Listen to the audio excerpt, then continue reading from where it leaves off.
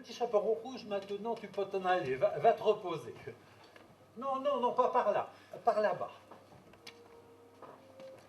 Nous allons maintenant faire rentrer la grand-mère. C'est une femme adulte et sensée. Je pense que nous en tirerons les preuves indubitables de la culpabilité de ce sinistre individu.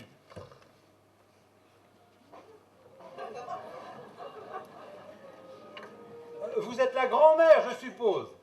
Ça va. C'est seulement dans les reins que j'ai ces douleurs. Je vous demande si vous êtes la grand-mère du petit chaperon rouge. La grand quoi? La grand-mère. Ah bon. Alors au revoir. Et passez me voir de temps à autre. Bon voyage. Mais je ne pars pas en voyage. Les voyages forment la jeunesse. Mais je ne suis pas jeune. Il faut manger de la soupe pour bien grandir.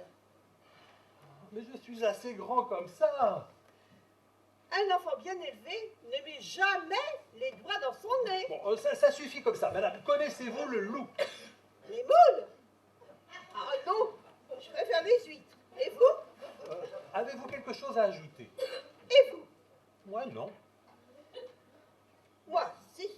Ah, quoi donc? Quoi? Pourquoi quoi? Quoi donc? Quoi? Donc? Ah bon, donc. Ah, une autre fois, quand il y aura moins de témoins. Oh, mais, messieurs les avocats, j'espère que vous n'avez aucune question à poser. Sans ça, nous n'y arriverons jamais. Elle est sourde. Oh, je sais. Elle est même très sourde. Je sais. Madame, vous pouvez vous retirer. Mais pourquoi veut-il que je reste? Tu peux partir, grand-mère. Comment? Vous pouvez partir. Oh, très obligeant ce loup, je l'ai toujours dit. Bon, faites maintenant entrer le chasseur. Et sans armes, je vous en prie, on ne sait jamais. Ah, vous êtes le chasseur. Que savez-vous du meurtre? Ce que je sais, Oui, racontez. depuis le début. Oui, depuis le début. Bon, alors je vais tout vous raconter, Bon. c'est ça. C'était par une journée merveilleuse d'automne. Le ciel était sans nuages clairs, magnifique. Le vent sentait bon le pollen des fleurs. En automne? Vous m'avez dit de tout dire. Oui, c'est vrai, je l'ai dit. Vous préféreriez que je vous dise pas tout peut-être? L'essentiel suffirait. Bien.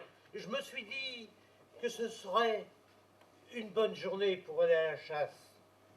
Je me suis dit que j'aurais peut-être de la chance. Et vous avez eu de la chance? Et je pense bien. J'ai pris un brochet qui faisait au moins 50 cm. Un brochet, mais vous êtes chasseur.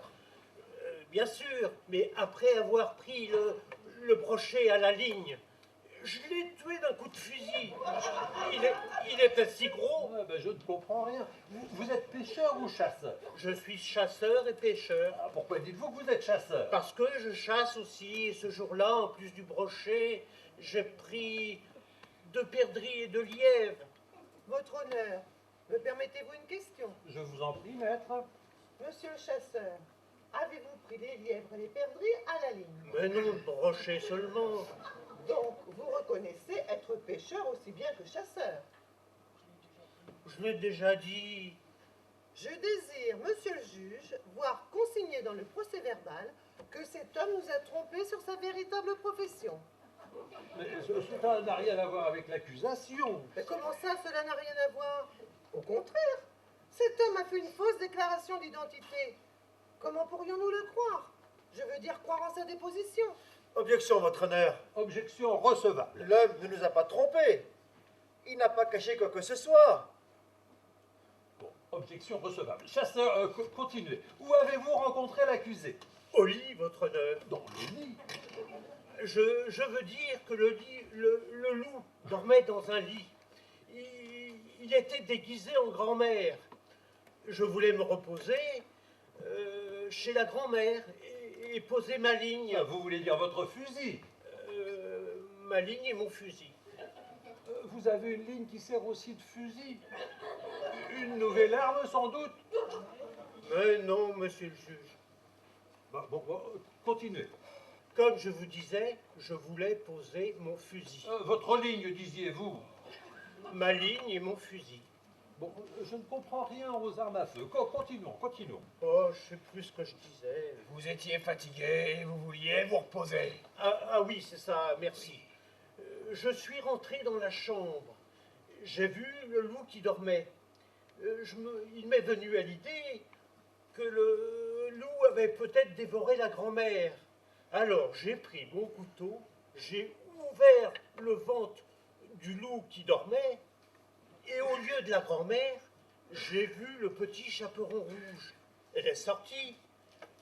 Ensuite, en continuant à couper tout doucement pour ne pas éveiller le loup, Oh, gentil chasseur qui veille sur le sommeil des gens. Oh, accusé, n'interrompez pas le témoin. Continuez, continuez. j'ai vu la grand-mère. Elle est sortie aussi. La peau, elle avait du mal à respirer. Alors, le petit chaperon rouge est allé chercher des pierres. Nous les avons mis dans le ventre du loup. Quand celui-ci s'est éveillé, il a voulu se sauver.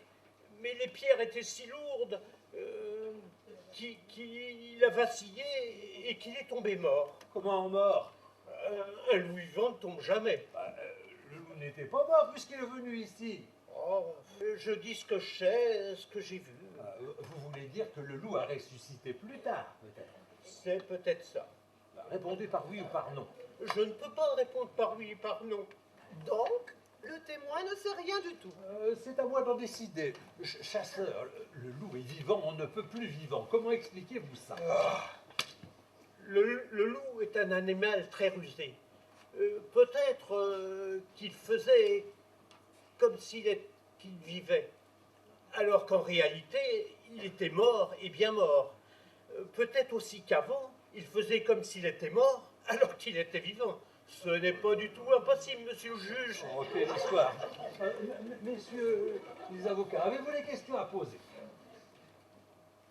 Oui, chasseur, une question. Avez-vous frappé avant d'entrer dans la chaumière de la grand-mère? Non, je n'ai pas frappé. Donc, vous êtes entré sans frapper. Assurément. Pourquoi?